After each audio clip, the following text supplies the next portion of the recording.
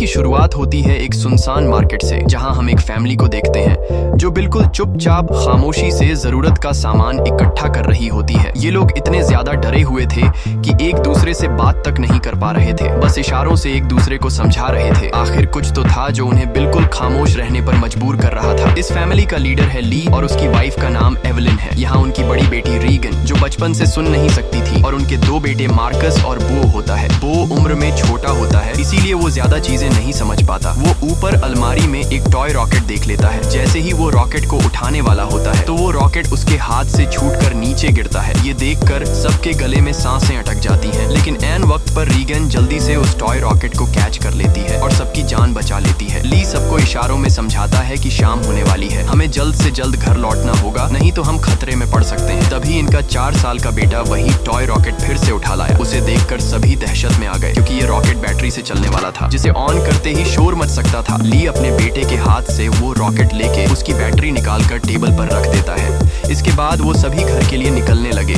लेकिन वो उस रॉकेट को साथ ले जाने की बार बार जिद कर रहा था। इसलिए रीगन चुपके से इस बिना बैटरी वाले रॉकेट को उसके हाथ में थमा देती है और वो भी स्टोर से बाहर आ गई। पर तभी उस बच्चे ने रॉकेट की बैटरियां भी उठा ली। इसके बाद ये चारों लाइन से घर की तरफ निकल पड़े। तब हम देखते हैं कि रोशनियों से चमकने वाला ये शहर कभी गाड़ियों के शोर और इंसानों की भीड़ से भरा रहता, मगर आज ये शहर पूरी तरह से वीरान और सन्नाटे में डूबा हुआ है। यहाँ इंसान तो दूर बल्कि परिंदों की भी आवाज नहीं सुनाई देती। हर तरफ एक खौफनाक सी खामोशी छाई हुई है। पूरी दुनिया में अब कमतर ही लोग जिंदा बचे हैं, जिनमें ये 5 लोग भी शामिल हैं। यहाँ हम देखते हैं कि उन्होंने लाइन से अपने घर तक रेत बिछाया हुआ है और ये लोग इस पर नंगे पांव चल रहे थे ताकि कदमों की भी आहट न हो। वहीं मासूम बो रीगन के पीछे था। वो रॉकेट को लेकर बहुत खुश था। तभी बो ने रॉकेट में बैटरी लगाकर उसे ऑन कर दिया, जिससे उस रॉकेट में म्यूजिक बजने लगा। रीगन सुन नहीं सकती थी, इसलिए आवाज पर उसका ध्यान ही नहीं गया। लेकिन जब ली और एवलिन ने उसे सुना तो वो दोनों बहुत ज्यादा घबरा गए। तभी अचानक घने जंगलों के बीच से निकलकर गोली की रफ्तार से भागता एक खौफनाक मॉन्स्टर बो की तरफ बढ़ने लगा। ली जल्दी से खिलौने को बंद करने के लिए बो की तरफ तेजी से दौड़ता है, लेकिन तब तक बहुत देर हो चुकी थी। वो मॉन्स्टर बो को अपने साथ ले गया। उसके बाद हमें 1 साल के बाद का सीन दिखाया जाता है। ली और उसकी फैमिली ने इस हालात में जीना सीख लिया था। ली ने अपने घर में एक रिसर्च रूम बना लिया था, जहां उसने उस मॉन्स्टर के बारे में पूरी जानकारी हासिल कर ली थी। यहाँ हमें पता चलता है कि वो खौफनाक मॉन्स्टर जो बिल्कुल धीमी सी आवाज को भी कई किलोमीटर दूर से डिटेक्ट कर लेता है। अच्छी बात ये थी कि वो मॉन्स्टर पूरी तरह से अंधे थे, लेकिन उनकी सुनने की ताकत इतनी तेज थी कि वे हवा में जरा सी वाइब्रेशन और धीमी से धीमी आवाज को भी महसूस कर सकते थे। अगर कोई इंसान जोर से सांस भी ले तो उसे भी महसूस करके ये मॉन्स्टर बिजली की रफ्तार से उसकी ओर दौड़ पड़ते थे और उस इंसान को कुछ ही सेकंड में खत्म कर देते थे। साथ ही साथ इन मॉन्स्टर्स की चमड़ी लोहे से भी ज्यादा मजबूत थी, जो उन्हें बंदूक की गोली और किसी भी हथियार से प्रोटेक्ट करती थी। दरअसल आज से 1 साल पहले ये मॉन्स्टर स्पेस से आए एक मेट्रॉइड के जरिए इस धरती पर आए। ये मॉन्स्टर्स इतने ज्यादा तेज रफ्तार थे कि कुछ ही वक्त में ये पूरी धरती में फैल गए और इस दुनिया से लगभग सभी इंसानों का नामो निशान मिटा दिया। इन मॉन्स्टर्स से बचने का सिर्फ एक ही तरीका था, और वो था बिल्कुल शांत रहना, जो कि ली और उसकी फैमिली ये राज जान चुके थे। इसलिए उन्होंने खुद की पूरी तरह से सेफ्टी कर ली थी। ली ने अपने घर के चारों तरफ सीसीटीवी कैमरास लगा दिए थे ताकि मॉन्स्टर के आने की खबर उनको लग सके। साथ ही उसने सीढ़ियों और रास्ते में कदम रखने वाली जगह पर एक खास तरह के निशान लगाए थे ताकि उन क्रीचर्स को उनकी पैरों की आहट भी ना आ सके। और ली ने अपने घर में एक अंडरग्राउंड बंकर भी बनाया था, जहां ये इन मॉन्स्टर्स पर रिसर्च करता था। उसने ये भी पता लगा लिया था कि इस इलाके में कुल 3 मॉन्स्टर मौजूद हैं। अब ली उन मॉन्स्टर की कमजोरी के बारे में जानने की कोशिश कर रहा था। साथ ही साथ ली रेडियो के जरिए पूरी दुनिया में हेल्प का सिग्नल भेज रहा था, लेकिन अब तक उसका किसी से भी कांटेक्ट नहीं हो पाया था। यहाँ हमें पता चलता है कि एवलिन प्रेग्नेंट है और जल्द ही वो एक बच्चे को जन्म देने वाली है। अब क्योंकि ये बच्चा पैदा होने पर रोने लगेगा, इसलिए उन्होंने अपने आने वाले बच्चे के लिए एक साउंड प्रूफ बॉक्स बना लिया है, ताकि जब भी अगर बच्चा रोए तो उसके मुंह पर ऑक्सीजन मास्क रखकर उसे उस बॉक्स में छुपा दे, जिससे उस मॉन्स्टर को बच्चे की रोने की आवाज नहीं आएगी। इस मुश्किल हालात में मॉन्स्टर से बचने के लिए रेडी रहना बहुत जरूरी था, लेकिन ली की बड़ी बेटी रीगन सुन नहीं सकती थी और ये कमी उसके लिए एक बड़ी मुसीबत बन सकती थी। इसलिए ली इसकी इस कमी को दूर करने की कोशिश में था। ली अपनी बेटी रीगन के लिए एक कॉक्लियर हीरिंग एम्पलीफायर बनाता है और ली वो एम्पलीफायर रीगन को दे देता है। लेकिन रीगन इस एम्पलीफायर को लेकर खुश नहीं थी, क्योंकि उसे लगता था कि हमेशा की तरह ये एम्पलीफायर भी काम नहीं करेगा, क्योंकि ली अपनी बेटी रीगन के लिए पहले भी कई एम्पलीफायर बना चुका था। इसलिए रीगन पहले तो इस एम्पलीफायर को गिरा देती है, लेकिन जब वह उस एम्पलीफायर को टेस्ट करती है तो ये एम्पलीफायर काम कर रहा होता है। खुशी के मारे रोने लगती है और साथ में रेगन को अपने छोटे भाई की याद भी आती है। रेगन आज भी खुद को अपने भाई की मौत का जिम्मेदार ठहराती है। इससे लगता है कि अगर उस दिन वो अपने भाई को टॉय रॉकेट नहीं देती तो आज उसका भाई जिंदा होता। रेगन अपने पिता के काम में हाथ बटाकर खुद को साबित करना चाहती थी, इसलिए रेगन अपने पिता के अंडरग्राउंड बंकर की तरफ जाने लगती है। लेकिन तभी उसके पिता उसे रोक लेते हैं और उसे अंदर जाने से मना कर देते हैं, क्योंकि 1 साल पहले रेगन के अपने छोटे भाई को टॉय रॉकेट देने की गलती की वजह से अब वो रेगन पर बिल्कुल भी भरोसा नहीं करता। उसे डर लगता है कि नीचे अंडरग्राउंड बंकर में माइक्रोफोन, रेडियो और भी कई सारी चीजें हैं। अगर गलती से भी रेगन का हाथ किसी ऐसी चीज के साथ लग गया जो साउंड क्रिएट करती हो तो हमारी जान खतरे में पड़ सकती है। अगले दिन ली अपने बेटे मार्कस के साथ मछलियां पकड़ने नदी पर जा रहा होता है। रेगन भी उनके साथ जाना चाहती थी। रेगन ली से रिक्वेस्ट करती है कि प्लीज मुझे भी अपने साथ ले चलो, पर ली ने उसे अपने साथ ले जाने से मना कर दिया। वो रेगन से कहता है कि तुम्हारी माँ घर पर अकेली है, इसलिए तुम घर पर अपनी माँ का ख्याल रखो। जिसके बाद ली मार्कस के साथ नदी की तरफ निकल गया। ये बात रेगन को बहुत ज्यादा बुरी लगती है और वह नाराज हो जाती है। उसे लगता है कि उसके पिता उसे प्यार नहीं करते, इसलिए वह अपना बैग पैक करके वह भी घर से कहीं निकल गई और सीधा उस जगह पर आई जहां पर उसके भाई को मॉन्स्टर ने मार डाला था। वह अपने भाई के कब्र के पास लेटकर रोने लगती है और कुछ ही देर में यहीं पर रेगन की आंख लग जाती है। दूसरी तरफ एवलिन घर पर बिल्कुल अकेली थी। कुछ देर बाद वो बेसमेंट से कपड़े धोकर उन्हें बोरी में भरकर बाहर ले जा रही थी। तभी सीढ़ी पर लगा एक कील उस बोरी में फंसकर सीधा हो गया। वह नुकीला कील ठीक उनके पैर रखने की निशान पर था, पर एवलिन उसे देख नहीं पाई। उधर ली और मार्कस मछली पकड़ने में लगे थे। कुछ देर बाद ली अपने बेटे मार्कस को एक झरने के पास ले आता है और ली अपने बेटे से कहता है कि यहाँ तुम बात कर सकते हो, क्योंकि पानी के झरने की वजह से तुम्हारी आवाज उसमें हाइड हो जाएगी और तुम्हारी आवाज उस मॉन्स्टर तक नहीं पहुँच पाएगी। अब तुम खुलकर बात कर सकते हो। वो दोनों झरने के पास बैठकर बातें करने लगते हैं। मार्कस पूछता है क्या वो बो की मौत का जिम्मेदार रेगन को मानते हैं, जिस पर ली जवाब देता है कि जो कुछ भी बो के साथ हुआ उसमें किसी की भी गलती नहीं थी। लेकिन मार्कस ली को बताता है कि रेगन आज भी बो की मौत का जिम्मेदार खुद को ठहराती है, इसलिए तुम्हें रेगन को ये बात बतानी चाहिए कि उस दिन तुम्हारी कोई गलती नहीं थी। इसी दौरान एवलिन ने अपने मर चुके बेटे की तस्वीर लिए उसकी याद में आंसू बहा रही थी। तभी अचानक उसे लेबर पेन शुरू हो गया, यानी कि उसकी डिलीवरी का टाइम आ चुका था। वो फोटो फ्रेम हाथ में लिए हुए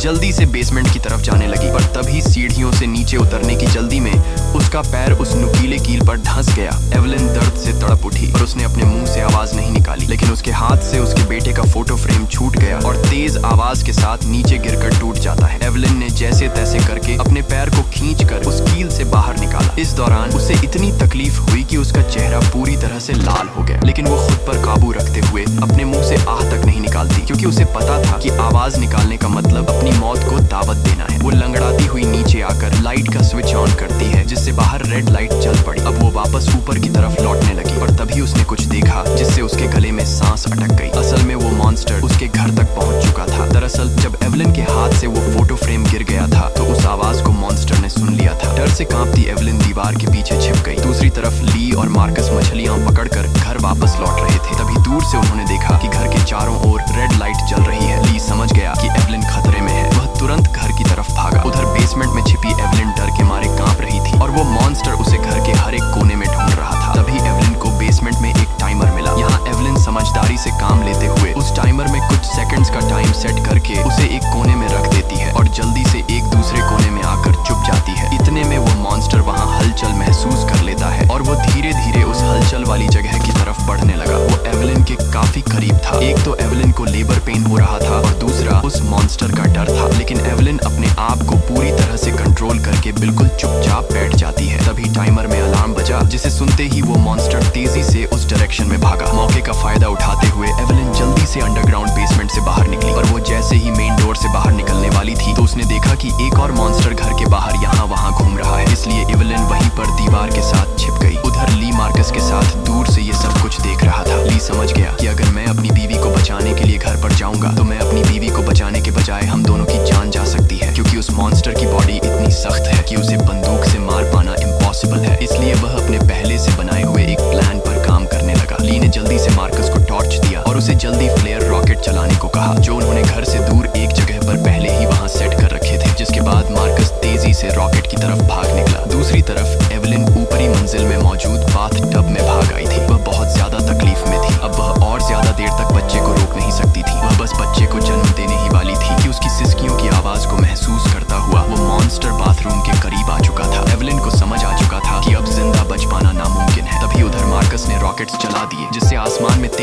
उसके साथ फ्लेयर्स शुरू हो गई, जिसे सुनकर वह मॉन्स्टर एवेलिन को यहीं पर छोड़कर तेजी से उस आवाज की तरफ भागा। और उसी पल दर्द को दबाए बैठी एवेलिन जोर से चीख पड़ी, जिसकी आवाज रॉकेट्स के शोर में दब जाती है। ये रॉकेट्स का शोर और लाइट्स दूर से रेगन भी देख लेती है और वह घर की तरफ निकल पड़ती है। थोड़ी देर बाद ली बंदूक लेकर घर के अंदर आया। उसने देखा कि सीढ़ियों पर पैरों के खून के निशान लगे हुए हैं। वह उन निशानों का पीछा करते हुए बाथरूम तक पहुंच जाता है। वहां पहुंचकर वह देखता है कि बाथटब खून से लाल है। वह समझ गया कि एवेलिन भी उस मॉन्स्टर का शिकार हो चुकी है। वह आंसू बहाता हुआ वहीं बैठ गया, पर तभी शावर रूम के कांच पर किसी ने हाथ रखा। वह कोई और नहीं बल्कि एवेलिन ही थी। एवेलिन ने इस मुश्किल हालात में भी खुद को संभाल कर एक बेटे को जन्म दिया था। एवेलिन को जिंदा पाकर ली की आंखें खुली की खुली रह गईं। अब इससे पहले कि बच्चे की रोने की आवाज आती, ली तुरंत एवेलिन और बच्चे को उठाकर अंडरग्राउंड रूम में ले आया, जिसके बेसमेंट में उन्होंने बच्चे के लिए साउंड प्रूफ बॉक्स बनाया था। लेकिन बेसमेंट में घुसने से पहले ही बच्चे ने रोना शुरू कर दिया, जिसे सुनकर वो मॉन्स्टर तेजी से उनकी ओर आने लगा। ली जल्दी से अंडरग्राउंड रूम में घुसा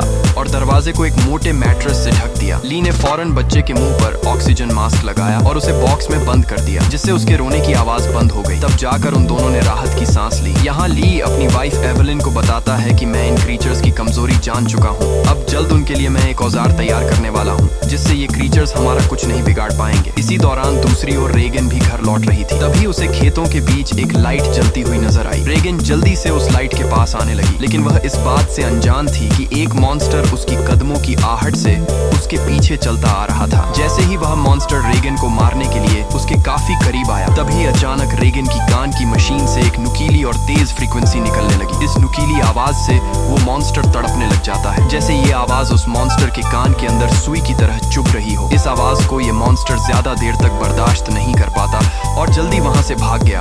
वहीं यह आवाज रेगन के कानों को भी चुभ रही थी, पर जैसे ही वह मॉन्स्टर वहां से भागा, रेगन के कान में तकलीफ बंद हो गई। लेकिन रेगन को समझ नहीं आया कि आखिर उसके कान की मशीन ने ऐसा क्यों किया। वह इस पर ज्यादा ध्यान न देते हुए लाइट के पास पहुंच जाती है। तभी उसने पाया कि वो रोशनी एक टॉर्च की थी। जैसे ही रेगन उस टॉर्च को उठाने गई, तभी अचानक किसी ने उसका हाथ पकड़ लिया। वो कोई और नहीं बल्कि मार्कस था, जो डर से कांपता हुआ यहाँ छिपा हुआ था। अपनी बहन को देख मार्कस की घबराहट दूर हो गई। वह रेगन से कहता है कि मैं झाड़ियों से तुम्हें छुपकर देख रहा था, तुम्हारे पीछे वो मॉन्स्टर भी आ रहा था, लेकिन पता नहीं वह मॉन्स्टर तुम्हारे करीब आते ही अचानक भाग गया। ये सुनकर रेगन बहुत ज्यादा डर जाती है, क्योंकि उसे ये भी पता नहीं था कि उसके पीछे मॉन्स्टर आ रहा है। वहीं दूसरी तरफ एवेलिन को अपने बच्चों की चिंता हो रही थी। वो ली से कहती है, मुझे डर लग रहा है कि कहीं उस मॉन्स्टर ने मेरे बच्चों को खा नहीं लिया हो, तुम जल्दी से मेरे बच्चों को ढूंढ लाओ। इसीलिए ली अंडरग्राउंड रूम में अपनी वाइफ और बच्चे को सुलाकर वहाँ से बाहर निकलता है। पहले वह यहाँ वहाँ खतरा ढूंढने लगता है, मगर अब वह मॉन्स्टर भी वहाँ से जा चुका था। पर उसने पूरा घर तहस नहस कर दिया था, जिससे वहाँ मौजूद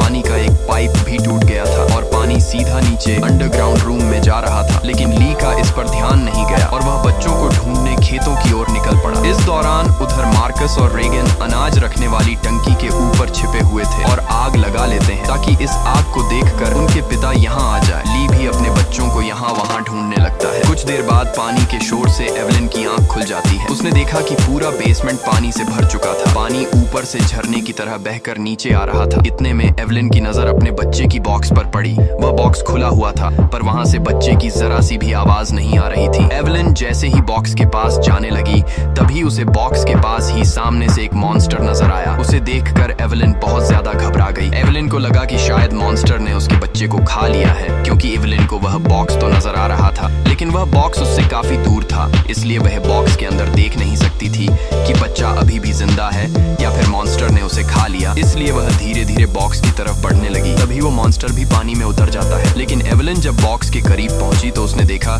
कि उसका बच्चा सही सलामत है। खुशकिस्मती से बच्चे ने आवाज नहीं किया था, जिस वजह से उसकी जान बच गई थी। वह अपने बच्चे को लेकर एक कोने में आकर चुपचाप खड़ी हो गई, पर वो मॉन्स्टर मौत बनकर एवेलिन के पास ही मंडरा रहा था। अगर बच्चे के मुंह से जरा सी भी रोने की आवाज निकलती तो उनकी मौत पक्की थी। दूसरी ओर रेगन और मार्कस अपने पिता का इंतजार करते करते थक चुके थे। रेगन को लगता है कि उनके पिता उन्हें बचाने के लिए नहीं आएंगे। अब वह अकेले ही घर जाना चाहती थी, लेकिन मार्कस को अपने पिता पर पूरा यकीन था। अपनी बहन को जाता देखकर मार्कस उसे रोकने की कोशिश करता है, लेकिन जैसे ही वह अपनी बहन को रोकने के लिए आगे बढ़ता है तो अनाज की टंकी का दरवाजा खुलकर वह उसके अंदर गिर जाता है। गिरते वक्त मार्कस के मुंह से तेज आवाज निकल जाती है, जिसे सुनते ही वह मॉन्स्टर जो एवेलिन को घर में ढूंढ रहा था, वह फौरन उस आवाज के पीछे भाग पड़ा, जिससे एवेलिन तो बच गई, लेकिन अब मार्कस की जान खतरे में पड़ गई थी। अनाज से भरी वो टंकी दलदल की तरह थी, जिसके अंदर फंसा मार्कस बाहर आने के लिए जितना जोर लगा रहा था उतना ही वो उसके अंदर धंसता जा रहा था। यहाँ रीगन टंकी का दरवाजा तोड़कर उसे नीचे अनाज में फेंक देती है और खुद भी नीचे टंकी में कूद जाती है। मार्कस जैसे ही अनाज में डूबने वाला था, रीगन उसे पकड़कर बाहर निकाल लेती है और ये दोनों दरवाजे के ऊपर बैठ जाते हैं, जिससे उनकी जान बच जाती है। लेकिन इन दोनों की हलचल को मॉन्स्टर ने सुन लिया था, इसलिए वो मॉन्स्टर खेत के रास्ते से तेजी से होते हुए टंकी की तरफ बढ़ता है। ली मॉन्स्टर को तेजी से टंकी की तरफ जाता हुआ देखकर समझ जाता है कि उसके दोनों बच्चे अनाज के टंकी के पास हैं। रीगन ने मार्कस की जान तो बचा ली थी, लेकिन उसका कोई फायदा नहीं होने वाला था, क्योंकि इतने शोर शराबे के बाद मौत का साया तेजी से उनकी तरफ बढ़ रहा था। अगले ही पल वो मॉन्स्टर भी टंकी के अंदर कूद पड़ा। वो उन दोनों को मारने के लिए जैसे ही आगे बढ़ा, तभी रीगन की कान की मशीन से एक बार फिर एक नुकीली आवाज निकलने लगी। ये आवाज उस मॉन्स्टर के लिए बहुत ही ज्यादा पेनफुल होती है, इसलिए वो बिना उन्हें मारे वहां से निकल जाता है। रीगन और मार्कस मौत के मुंह से बाल बाल बच गए और टंकी से बाहर निकल आए। बाहर ली भी उन्हें ढूंढता हुआ आ पहुंचा था। वह अपने बच्चों को सही सलामत देखकर बहुत खुश होता है। इस दौरान एवलिन भी ये सब कुछ सीसीटीवी रूम से देख रही थी। तभी ली को पता चलता है कि अभी भी वो मॉन्स्टर यहाँ आसपास है। उसने बच्चों को फौरन सामने मौजूद गाड़ी की ओर भेज दिया और खुद एक कुल्हाड़ी उठाकर आसपास नजरें दौड़ाने लगा, लेकिन वो क्रीचर ठीक उसके ऊपर होता है। ली जैसे ही पलटकर पीछे देखता है, वो मॉन्स्टर उसे अपने पंजे से मारकर दूर फेंक देता है। अपने पिता को तकलीफ में देखकर मार्कस ली को आवाज देने लगता है। आवाज सुनकर मॉन्स्टर को मार्कस की पोजीशन का भी पता चल जाता है। वो मॉन्स्टर अब मार्कस और रीगन की तरफ बढ़ने लगा, लेकिन तभी एक बार फिर रीगन की कान की मशीन से फ्रीक्वेंसीज निकलने लगी। वह आवाज रीगन को भी चुभ रही थी, इसलिए रीगन ने अपनी कान की मशीन को ही ऑफ कर दिया, लेकिन यह उसकी सबसे बड़ी गलती थी। इस मशीन से जो फ्रीक्वेंसी निकलती थी, वही फ्रीक्वेंसी उस मॉन्स्टर की कमजोरी थी, जिसे वो बिल्कुल भी बर्दाश्त नहीं कर सकता था। लेकिन अनजाने में रीगन ने मशीन को बंद करके अपनी ही मौत को दावत दे दी। अगले ही पल वो मॉन्स्टर कार पर झपट पड़ा और मार्कस तक पहुंचने की कोशिश करने लगा। इसी दौरान उधर ली होश में आ गया। अपने बच्चों को खतरे में देख वह समझ गया था कि मॉन्स्टर से लड़कर वह कभी भी मॉन्स्टर को मार नहीं सकता, इसलिए अब उसे सिर्फ एक ही रास्ता नजर आया। उसने रीगन को इशारों में बताया कि मैं तुमसे बहुत ज्यादा प्यार करता हूँ, मैंने तुम्हें कभी भी बो की मौत का जिम्मेदार नहीं ठहराया है और मेरे होते हुए तुम्हें कुछ नहीं हो सकता। जिसके बाद ली जोर से चिल्लाने लगा। उसे सुन वो मॉन्स्टर ली की तरफ दौड़ पड़ा और एक ही झटके में उसे चीर फाड़ कर रख दिया। अपने पिता को मरता हुआ देखकर रीगन को बहुत ज्यादा दुख होता है, क्योंकि पहले उसे लगता था कि उसके पिता उससे प्यार नहीं करते, लेकिन अब उसे रियलाइज हुआ कि वह गलत थी। ली को मारने के बाद वो मॉन्स्टर वहां से चला जाता है। दूसरी तरफ एवलिन भी ये सब कुछ सीसीटीवी के जरिए देख रही थी। तब रीगन उसी वक्त गाड़ी स्टार्ट करके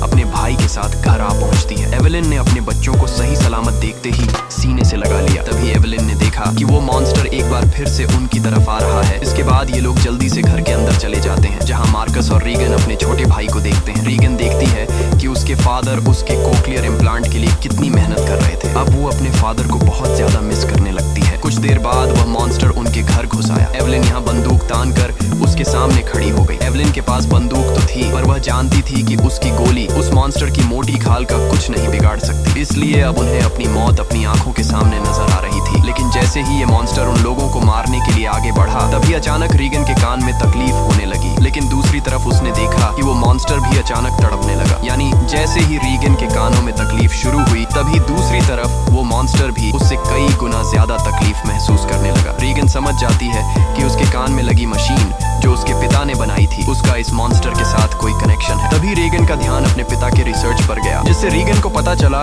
कि उसके कान के मशीन से निकलने वाली हाई पिच फ्रीक्वेंसी उस मॉन्स्टर की कमजोरी है। रीगन को समझ आ गया था कि जब भी ये मॉन्स्टर मेरे करीब आता तो मेरे कान में तकलीफ होने लगती और ये मॉन्स्टर वहां से भाग जाता। इससे पहले कि ये मॉन्स्टर उन्हें मार देता, रीगन जल्दी से अपने कान में लगे कॉक्लियर इम्प्लांट का पावर और ज्यादा बढ़ा देती है, जिससे निकली हाई फ्रीक्वेंसी साउंड से वो मॉन्स्टर अचानक तड़पने लगा। ऐसा लग रहा था कि जैसे वो हाई फ्रीक्वेंसी साउंड उस मॉन्स्टर के पूरे शरीर में सुइयां चुभा रही हो। यहाँ रीगन की माँ भी समझ जाती है कि ये सारा कमाल कोक्लियर इम्प्लांट का है, लेकिन पावर बढ़ाने से रीगन के कानों में भी और ज्यादा तकलीफ होने लगी। इसीलिए रीगन समझदारी से काम लेते हुए वहाँ रखे एक माइक्रोफोन के साथ उस कान की मशीन को लगा देती है, जिससे वो फ्रीक्वेंसी साउंड वेव और ज्यादा तेज हो गई। अब तो उस मॉन्स्टर का दर्द से बुरा हाल हो गया और उसकी खोपड़ी का आर्मर अपने आप ही खुलने लगा। आर्मर खुलते ही जैसे ही उसका मुंह नजर आया, तभी एवलिन ने शॉटगन से सीधे उसके मुंह पर ही फायर कर दिया, जिससे उसकी खोपड़ी एकदम गुब्बारे की तरह फट गई और आखिरकार वो मॉन्स्टर मारा गया। हालांकि खतरा अभी टला नहीं था। गोली की आवाज सुनकर उस इलाके में मौजूद बाकी के दो और मॉन्स्टर भी उनकी ओर आने लगे, लेकिन अब एवलिन और रीगन को उन मॉन्स्टर्स की कमजोरी मालूम चल चुकी थी, इसलिए रेगन ने माइक का वॉल्यूम फुल कर दिया और एवेलिन उन मॉन्स्टर्स को मारने के लिए तैयार हो गई। इसी के साथ ये कहानी खत्म हो जाती है।